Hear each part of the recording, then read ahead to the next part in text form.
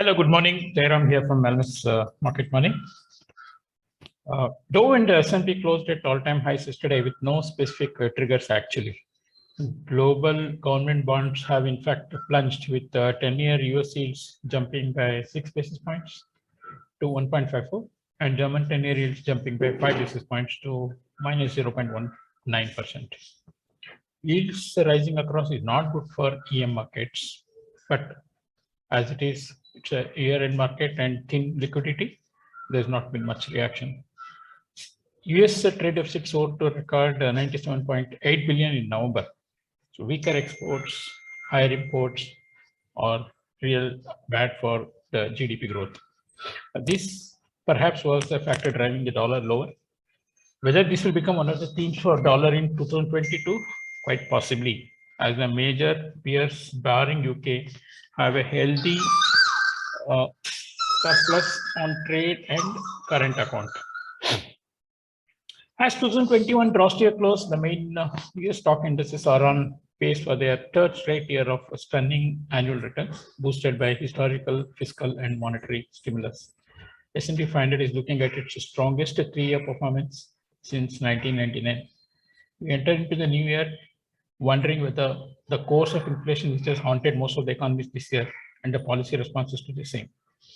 As things stand, we are unlikely to see similar performance by stocks next year.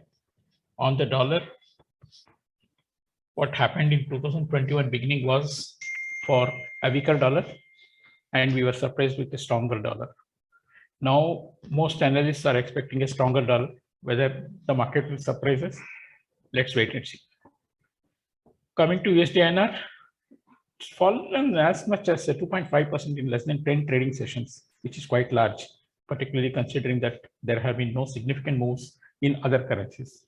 What has guided us is the year-end related hedging by exporters and corporate flows like ECBs. In the process, we have also traded to several support points of the dollar with ease due to lack of sufficient buying, though PSU banks have intervened sporadically. Now we stand at a very strong technical point at 74.50. If that is broken convincingly, we should contend with a market which is likely to get even more bullish on the rupee. The question for the authorities from me is, are we okay with the stronger rupee in the face of rising deficits? Are we okay with the RER, which is now overvalued by 5%? Are we okay with the situation where exporters are forced to hedge at lower levels in panic while the importers get complacent? If stronger rupee is an answer to contain inflation, isn't domestic factors influencing prices to a greater extent as well? Market actions and approach by authorities will provide some answers to these questions in the coming days. As a final observation on the calendar year basis, 31/12/2020 to 31/12/2021, rather 30/12/2020 to 30/12/2021, USD/INR is higher by 2% at 74.50, while the broader dollar index is higher by 7.5%, just stark divergence. As usual, we prepare ourselves for the new year, trading with an open mind, providing for any new themes and trend. We had a good year of volatility in the currency on both sides. We hope for similar moves in 2022 as well. From now till next Monday, players are likely to indulge in celebrations, though on a restricted level due to COVID. We wind up this year's update with a wish to all our customers, associates, and friends for a wonderful, healthy, and joyous new year. Our next update will be on Monday, 3rd January 2022. Thank you. Thanks, JK. Broadly, you have covered everything. US equity indices continue to rally to close at all-time high in thin trading.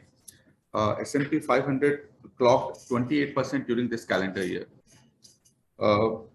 Last night, there was some kind of a less demand for US 10-year bonds.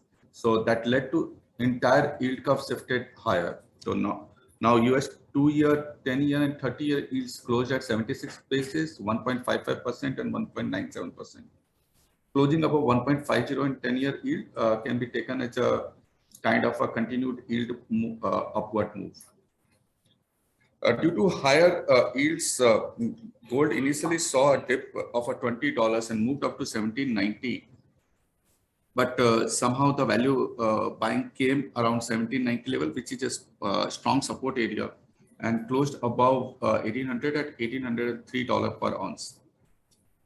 Now, US Fed fund futures, the market is pricing now 60% of a probability of rate hike in Fed rates in its March meeting itself.